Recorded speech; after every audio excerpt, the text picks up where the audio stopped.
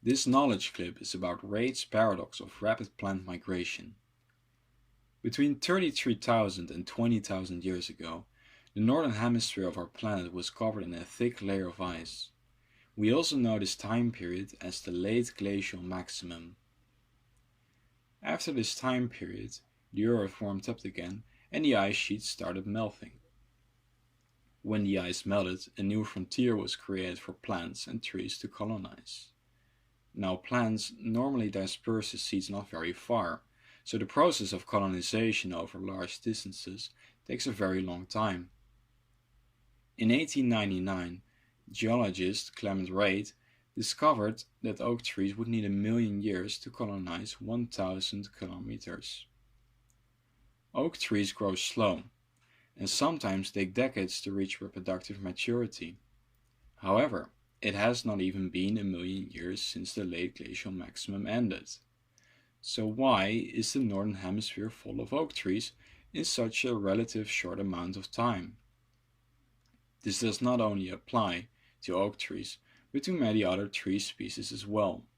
We also know this problem as Reid's paradox.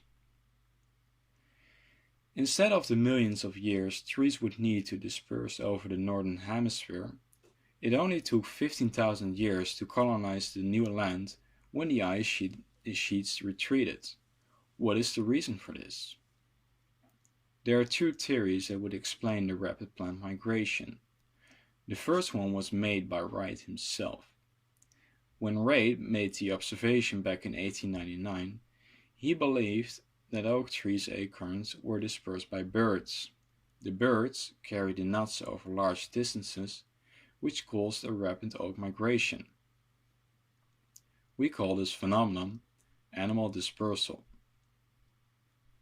Animal dispersal can happen in several ways. Some plants use hooks to attach the seeds to animals. This has probably happened to you before when you went for a walk in a forest. Another way of seed dispersal is through digestion. Many fruits use this method of dispersing their seeds.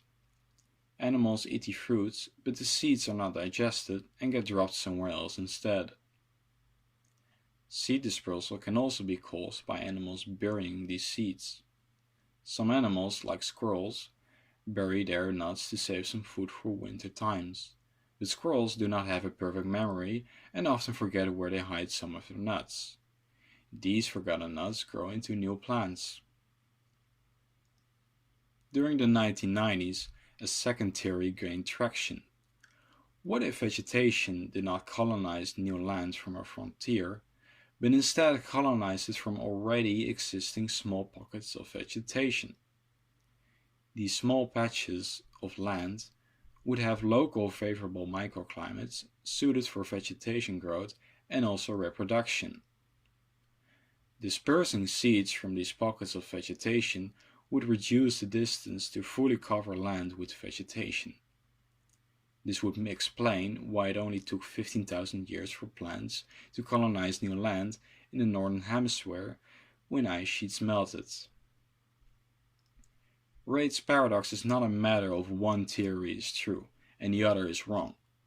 It is likely that seed dispersal by animals and also by small pockets of vegetation both contributed to plant migration.